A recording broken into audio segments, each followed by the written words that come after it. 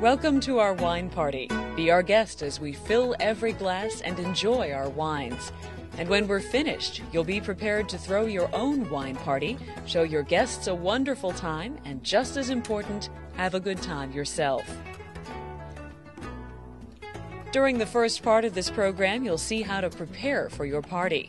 We'll look at purchasing the right wines for this party, preparing the foods you'll serve, and setting up for your party. Then we'll look at tasting the wines back to back. In this part of the program, you'll learn about the process of wine tasting, and we'll learn more about some of the wines you'll be serving at this party. Finally, we'll enjoy our wine with some specific foods that will help us understand how food affects the way wine tastes. Throughout the program, we'll also be sharing nuggets of wine knowledge and minutiae with you that you can share with your guests either for entertainment or to impress them, depending on your personality. Now, let's get started.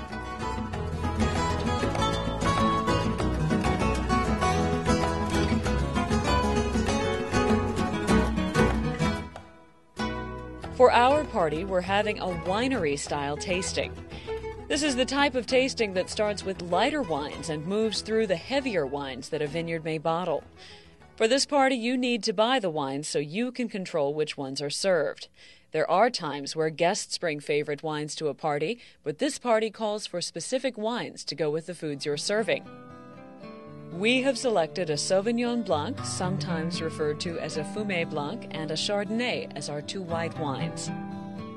We'll start our reds with a Pinot Noir, which goes very well with a number of foods, a Merlot, ruby red and heavier than the Pinot Noir, a Cabernet Sauvignon for our slightly heavier red, and a Muscat for our dessert wine. You'll need 2 to 3 bottles of each wine you choose. If you need help selecting the wines when you go to make your purchase, a well-informed salesperson can be a help. Be sure to let the salesperson know what types of wine or grapes you want to serve and give them a sense of your budget.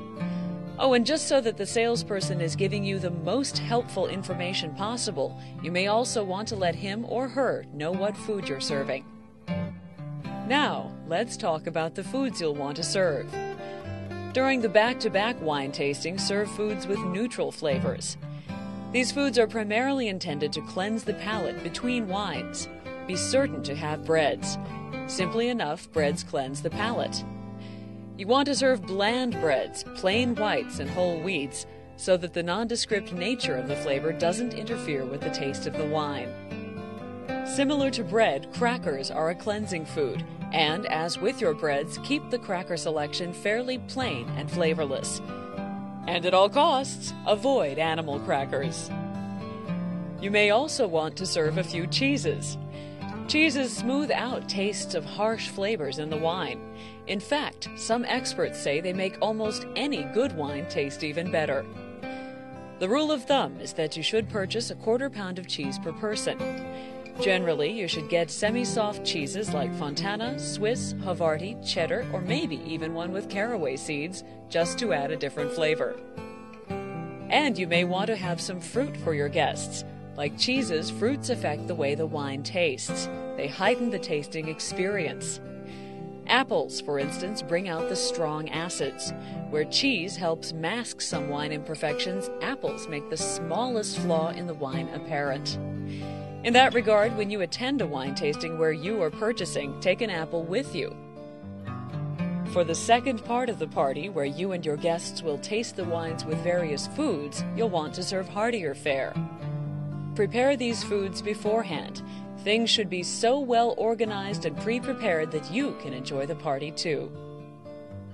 Our first food course is a cold chutney chicken salad, which we're going to serve with our 2 white wines. The chutney and the grapes are going to play a role in the way the wines taste to our guests. With the lighter red wines, we're going to serve brie smothered with sun-dried tomatoes and garlic. These strong flavors will stand out. Let's see how the wines hold their own. A grilled pork loin sliced and served on rolls is our main course and is served with the Cabernet. Finally, we'll pour the Muscat with our dessert, strawberries and whipped cream, and almond cookies.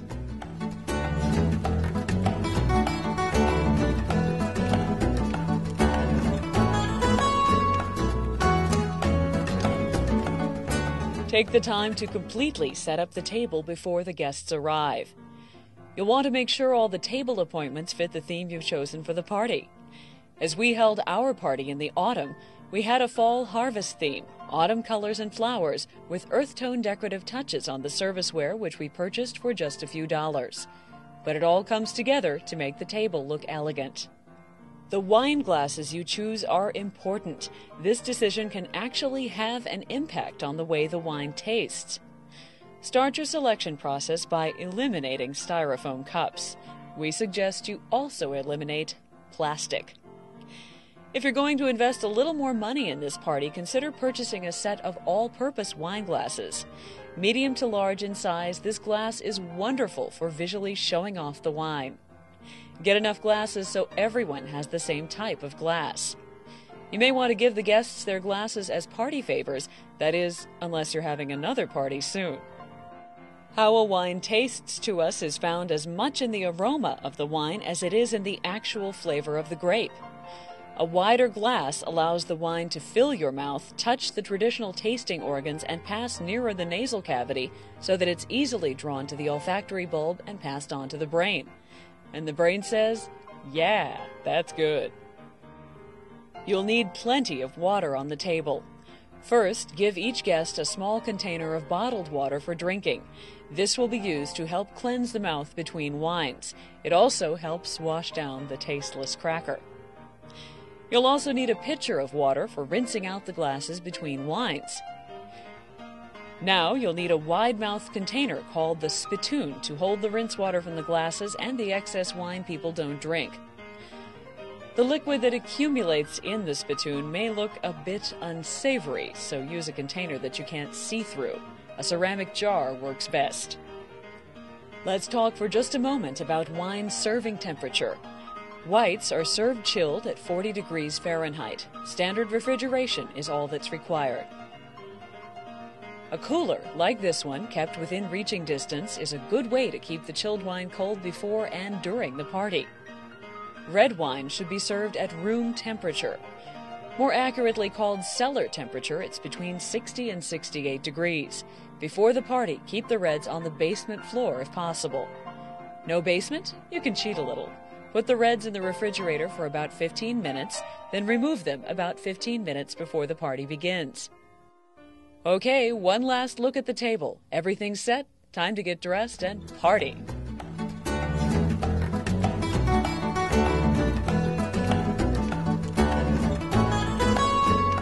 Our guests are being greeted with a warm smile and a glass of champagne. Charles Dickens called champagne one of the elegant extras of life, and that's what it is here. The champagne serves two purposes. First, champagne helps cleanse the palate for tasting later.